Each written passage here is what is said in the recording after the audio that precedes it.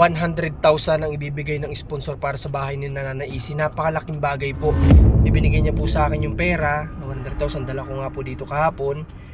Kaso nga lang, ang nakakalungkot mga kababayan. Sabi niya, yung naibigay ko sa yung 100,000 pesos, ibigay mo na lang sa iba. Magandang araw po sa lahat ng mga manood natin. Ngayong araw, andito pa din po kami sa Quezon, Candelaria dahil nga mayroong sponsor na minute up tayo kahapon at kanina. So, bakit kahapon at kanina? Para ang dami namang sponsor nun. Okay, meron lang po ako sa inyo gustong sabihin kasi nga napakaganda sana nung opportunity na ipagkakaloob kina Nanay Ising kala Tatay Doro at kasama na rin ang pamilya ni Nanay Rowena. So ako man ay nalungkot din doon sa naging desisyon ng sponsor na dapat ay makakatulong natin doon sa pagpapatayo ng gusto nga nating bahay para sa kanila. So di ba nung una nasabi ko po na gusto ko sila mapatayuan sa bahay ng Kapalongga. Pero since nakikita ko na gustong makasama ni Nanay Rowena, si Nanay Isin at maging ganoon na din si Tatay Doro, eh naisip ko na sabi ko bakit hindi na lang kung doon talaga nila gusto, kahit na hindi kami makapag-vlog okay lang, basta gusto ko lang magkaroon ako ng accomplishment kala Nanay Isin kala Tatay Doro. Gusto kong magkaroon naman ako ng accomplishment na pabahay ulit kasi ang huli ko pang pabahay ay ayan kana Harlin, diba? Nasundan yung kala Abdul nung kala Harlin.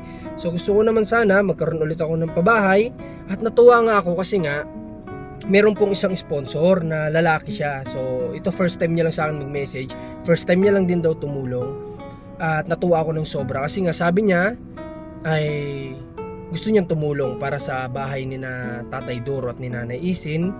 Na sabi ko, ang naging plano ko po sana, pinaliwanag ko sa kanya, ang gusto ko po sana doon na lang sa Borjos ba yun?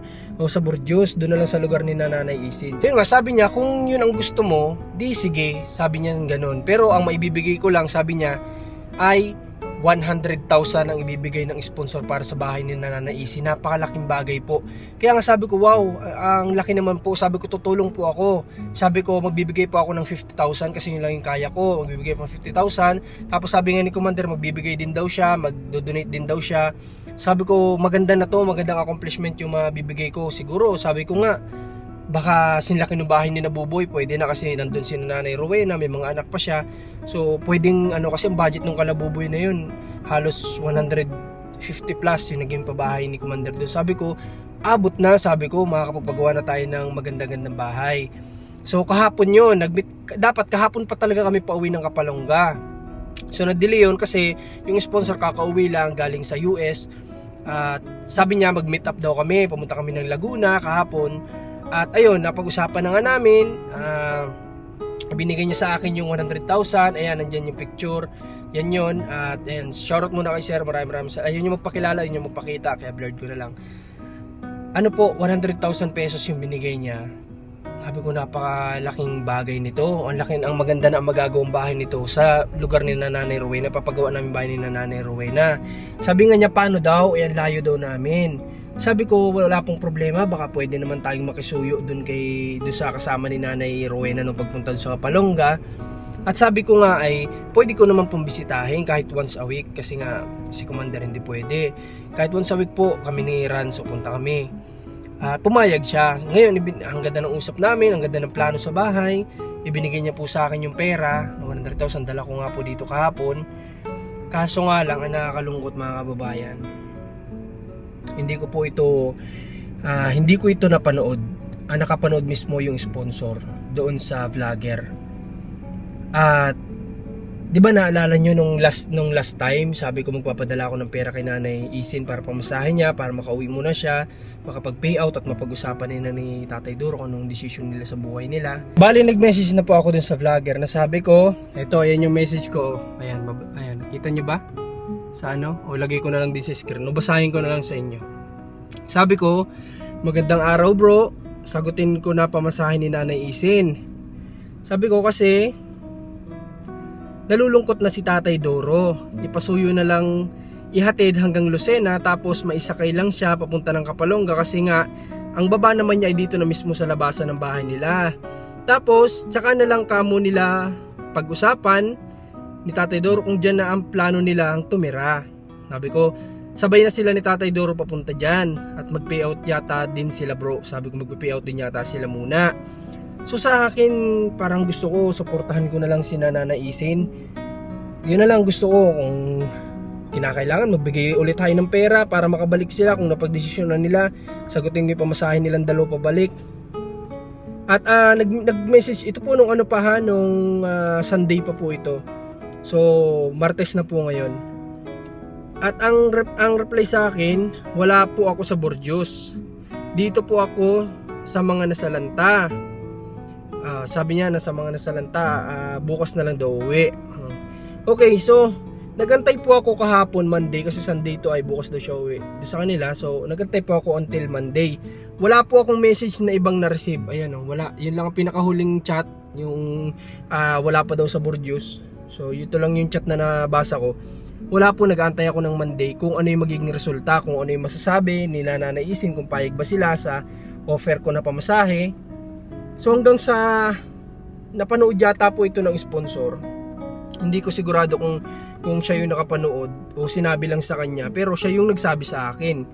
Okay, hanapin natin, hanapin po natin. May comment kasi dito dun sa vlog ng vlogger na kasama ni Nanay Rowena na nakalagay dito ay nag-contact na po si Sir Marcos, kaya na naman daw po ni Nanay Rowena na ihatid at pamasahihan si Nanay Isin. So parang ano kasi, parang siguro hindi ko alam kung ano yung sa feeling nung tutulong dapat sa kanila, na siguro sa feeling niya parang gustong ipakita ni Nanay Rowena na kaya na niya si Nanay Isin, na parang ganon. Tapos may comment dito mga kababayan na na ayan, sabi kung nagpadala na daw ako ng pamasahe. At ang sagot naman dito ng nag-vlog nito ay hindi pa po uli si Sir Marcos nagko-contact sa akin. So ang ine-expect ko po kasi siya yung magko-contact sa akin, kasi nga sabi niya ay hindi pa siya nakaka-uwi. So sana siya mag-message sa akin kung nakauwi na ba siya at kung ano naging desisyon, kasi siya yung magpapaabot ng mensahe doon kay Nanay Isin at Rowena na ako yung sasagot. So tapos mayroon pa dito ay may comment pa dito na ito lang yung nabasa ko talaga na medyo na-offend din ako, kasi nga sabi niya dito, may nagtanong, thanks at makakauwi na si Nanay Isin dahil padalhan na ni Sir Marcos ng pamasahe. Tapos ang reply dito nung nag-vlog, wala po ipinapadala pa si Sir Marcos. Paano nga ako magpapadala po? Wala naman sa akin nagsasabi kung okay na ba, kung pwede na ba ako magpadala, kasi baka mamaya kagaya niya, nagsabi pala si Nanay Rowena na kaya na niya, parang gusto niya ipakita na kaya na niya. Inaantay ko din syempre yung message, yung sagot nila na okay na daw po Sir Marcos, pwede niyo na daw po ipadala at makauwi na siya. Ganun po sana, pero wala. Ang mga nababasa ko ditong comment, parang hindi ko alam kung ano. Kayo na po ang humusga. Kayo na po ang humusga mga kababayan. Sabi kasi, thanks naman makakauwi na si Nanay Isin dahil papadala na ni Sir Marcos ang pamasahe. Wala pa po ipinapadala si Sir Marcos. Paano nga po ako magpapadala? Wala naman po sa akin nagsasabi na magpadala na ako, dito ka magpadala. Wala naman ganun. Dito ka magpadala sa number na to, sa number na ganyan. Di ba po, parang hindi ko po alam. Pero pasensya na, kasi yung pong tumutulong sa kanila, yung tutulong sa kanila na nagbigay ng 100,000 ay medyo natamlayan po siguro, kasi hindi ko masisisi, marami na po akong experience kami na commander na ganito na beneficiary, na sa una iba yung nakikita nilang attitude, tapos hanggang sa kalauna nakikita nila na parang lumalabas yung gantong ugali, yung gantong ganyan. So sila na po yung makakapag-decide niya, kasi sila po yung tumutulong. So nagbago yung isip ng sponsor, sabi niya, Marcos, pasensya ka na, inuurong ko yung tulong ko na ibinigay sa'yo para sa pabahay, para kay Tatay Doro at kay Nanay Isin. So ayun nga, sabi ng tumutulong, pasensya ka na Marcos, kasi sa nakita ko at sa nabasa ko, pasensya ka na, inuurong ko yung tulong ko. Sabi niya, yung naibigay ko sa yung 100,000 pesos, ibigay mo na lang sa iba. Sabi niya, iba yung feeling ko, iba yung pakiramdam ko, pasensya ka na, kasi sabi ko hindi ko po kayo masisisi, kasi kayo po yung nakakaramdam niyan, kayo yung tumutulong, sabi ko. Pero sa ganyan, pinakiusap ko pa nga, sabi ko medyo okay lang naman po siguro, medyo huwag na natin intindihin yung huwag na natin intindihin kung ano man yung sinasabi ni Nanay Rowena. Sabi nga, pero yun nga, decision niya talaga is final. Pasensya ka na, sabi niya, diyan mo na lang yung 100,000. Pag nakahanap tayo ng ibang pabahay mo. Sabi ko, sir, pasensya na din po kayo, pero hindi ko po kayang hawakan itong pera ninyo. Kasi ayaw ko pong magtagal sa akin, ayaw kong ma-stack yung pera. Ayaw kong nasa akin lang hawak-hawak ko yung pera niya na para nga daw sa mahahanap na ano. Sabi ko, dadalhin ko po ito dyan sa inyo. Sabi niya, wag na, dyan mo yan. Pero ako po nagpumilit. Kanina pong umaga nagpunta ulit kami ng Laguna. Kaya nandito pa rin kami sa Quezon, Candelaria. Ibinalik ko po sa kanya yung 100,000 at sabi ko, pasensya na sir, hindi ko pa po ito matatanggap sa ngayon. Sabi ko kasi hindi ako sigurado kung kailan ulit ako makakahanap ng taong karapat-dapat na mapabahayan. Sabi ko kasi nga sa ngayon, si Commander po ay medyo alanganin pa kapag medyo talagang kapit na yung baby sa tiyan niya. Pwede ko na siyang isama-sama ulit kapag magbi-mission kami. Sabi ko, sabi ko, pasensya na sir, dyan nyo na lang po muna yan. At sabi ko nga, ay kapag may mapanood kayo sa akin, kontakin nyo na lang po ulit ako. Handa akong pumunta ulit ng Laguna para po kunin ang tulong na ibibigay nyo. Kasi napakalaking blessing po niyan. Kaya yun yung nangyari. Kaya sabi ko nga, napagkwentuhan namin ni na Commander kanina tsaka ni Naran, sabi namin, sayang yung pabahay na dapat para kay Nanay Rowena, kina Nanay Isit, kay Tatay Dorot sa mga anak na Nanay Rowena, nawala pa, nasayang pa. So hindi ko naman mapigilan yung yung sponsor, no. Sa tingin ko hindi niya intention na parang nanghinayin siya sa pera. Hindi ganoon eh, kasi sabi nga niya sa atin na yung pera, diyan mo na yan. Pag may makita kang pabahay na deserving ko nang bahala, ipabahay mo. Tingin ko naman hindi naman ganoon, no. Talagang iba lang yung naramdaman niya siguro. So yun lang. So hindi ko siya masisisi kung ganoon yung naramdaman niya. Sana dun sa mga susunod na mga magiging beneficiary natin, sana po pakitaan po natin na maganda yung mga tumutulong sa atin. Kasi po sayang po yung tulong. Kagaya ang dami ko napapanood na mga charity vlogger din na hindi ko po kayang gawin yung ginagawa nila, sa totoo lang, na sobrang prangkahan talaga magsalita on the spot, face to face. Ako kahit papaano, hanggat kaya ko pong magsalita ng mahinahon sa beneficiary, kahit na may nagagawa silang hindi maganda, kinakausap ko po sila ng mahinahon kasi alam ko may feelings din sila, may pakiramdam din sila na pwedeng sumama yung pakiramdam nila o yung loob nila sa akin. Kaya sana po sa mga susunod pa na pwede natin maging beneficiary, sana po ang dami po kasing naghahangad na ma-vlog kasi kumbaga ang dami na naghahangad na matulungan. Kasi po ang pinakang higit na nakakatulong sa atin dito, unang-una yung sponsor, pangalawa manonood, at pangatlo lamang po kami. Kasi kami naman ay sa abot na makakaya namin, doon lang kami tumutulong. Pero ang mas malaki na itutulong dito talaga yung mga sponsor. So sila po na mga tumutulong ay wag nating pasamain yung loob nila, 'di ba? Kagaya na lang din, i-example ko na naman yung nangyari sa bahay ni Nabuboy. Talagang sumama ang loob ng mga tumulong kay Commander para mapagawa yung bahay niya. Kasi hindi po biro yun. 160,000, 170,000 na budget sa bahay. Malaking pera na po yun. Alam nyo ba, sa hirap ng panahon ngayon, mga kababayan, ang hirap kitain ng pera, 'di ba? Tapos magkakaroon ka lang ng isang iglap, ng isang bahay, tahanan para sa iyong pamilya na pinapangarap mo man o hindi, nang wala kang ginastos. Kumbaga, pakitaan mo lang ng kabutihan, yung tumutulong sa iyo, ang sponsor, yun na lang ang may gaganti natin, 'di ba, sa mga sponsor. Yun na lang, pakitaan lang natin sila ng mabuting asal, mabuting pag-uugali. Para nang sa ganun, tsaka unang-una napapanood kayo ng karamihan, 'di ba? Tayo, influencer tayo, vlogger tayo. So sana ipapakita naman namin sa vlog namin yung may matututunan yung mga tao. Kaya ang pangit po ng matututunan nila kung mapangit yung ipapakita natin, 'di ba? Kung papakitaan natin ng pangit na pag-uugali yung nagvo-vlog sa atin, yun yung mapapanood ng karamihan na tao. So sila din ma-adapt nila yun, 'di ba?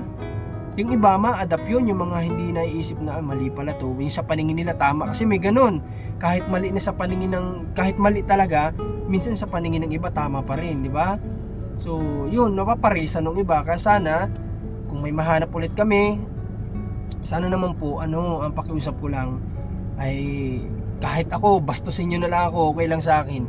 Wag lang talaga yung tumutulong, wag lang talaga yung sponsor. Yun lang po ang pakiusap ko sa mga kapanood nito, na possible na pwede nating makatok ang tahanan isang araw. No, yun lang naman sana. Yun lang ang ano ko, yun lang ang pinanghinayangan ko, na hawak-hawak ko na kahapon yung 100,000. Sabi ko, wala, kailangan ko tong ibalik. Hindi ko to kayang hawakan na wala akong kasiguraduhan kung kailan ko ito may papagawa ng bahay, ng tahanan, kasi nga wala pa naman ako nakikitang karapat dapat ulit na beneficiary.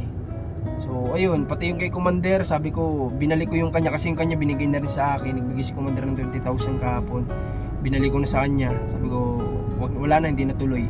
Tapos sabi niya, anong plano mo dyan sa 100,000 na yan na binigay? Sabi ko, ibabalik ko. Kaya kanina umaga nagpasama ko kay Ran, siniwan ko na si Commander, nagbiyahe kami ng Laguna at ibinalik ko. Kaya ngayon nandito pa din kami. Bukas ng umaga magbabiyahe na talaga kami pa uwi ng Kapalonga para mabisita ko na sina Joy Joy, kasi nakakamiss yung dalawang magkapatid. Sobrang miss na miss ko na. At papuntahan na din natin si Tatay Doro kasi kawawa naman. Pero ako naman medyo naging panatag yung loob ko nung may nag-aasikaso sa kanya doon na taga doon sa kanila kamag-anakan yata yun ni Nanay Isin. Doon ako medyo naging panatag kasi araw-araw siyang pinupuntahan.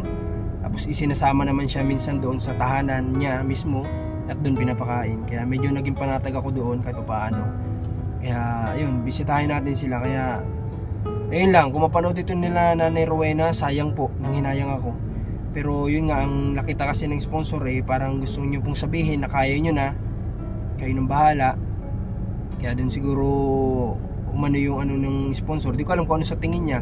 Siguro sa madaling salita, hindi kasi ako sanay sabihin to, yung mga ganito salita, pero siguro ang ibig niya sabihin parang mayabang na o ganito ganyan, na gustong ipakita, gustong pagmalaki na kaya niya nang wala tayo. So yun lang siguro yung naging pakaramdam niya. Pero ako sinubukan ko pa rin pakiusapan na hayaan lang natin po yung comments o yung message ni Nanay Rowena, hayaan na po natin yun. Pero pasensya na daw. Alam nyo, kami nga, di ba, yung pag-stay namin dito dahil nga doon sa sponsor na gustong tumulong sa kanila at yung pagod din namin pagpunta ng Laguna, hindi na namin iniisip yun kasi gusto ko magkaroon ng accomplishment. Yun lang na may naiisip ko, gusto ko lang sila magkaroon ng tahanan. Kung doon talaga nila gusto, doon sila magpagawa ng bahay. Sabi nga ng sponsor, paano yan Marcos, hindi mo na sila mabablog kung nandoon. Tapos maganda din sana habang nagpapabahay ka, nabablog mo. Sabi ko wala pong problema kasi kung doon talaga nila gusto, kahit once a week na lang ako pupunta doon, okay lang naman po yun. Basta magkaroon lang po ng maayos sila na tirahan doon sa Burjus, para kung doon na nila gusto, maayos-ayos yung titira nila. Kasi nakita ko na doon na talaga nila gusto, parang buo na yung decision nila base rin sa mga napapanood ko sa vlog na doon na talaga nila gusto manirahan. So sabi ko, kung doon na po talaga, doon na natin po yan ipagawa. Okay lang po sa akin kahit ako makapag-vlog doon, wala pong problema yun.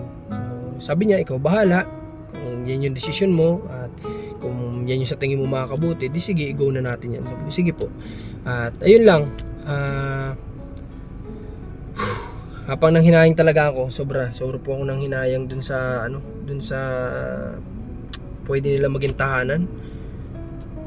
Pero wala po tayong magagawa. Okay, ang gagawin ko na lang ay ako man din medyo na ano ako dun sa mga nabasa at narinig ko. Pero hindi tayo pwede maging malambot parang ganun. So, tulong pa rin tayo, wala tayong magagawa, tulong pa rin tayo. Kahit po ganyan yung mga naririnig natin galing sa kanila, sige lang, tulong lang po tayo. At bahala na po, basta sa prayer ko, isasama ko pa rin sila sa mga dasal ko.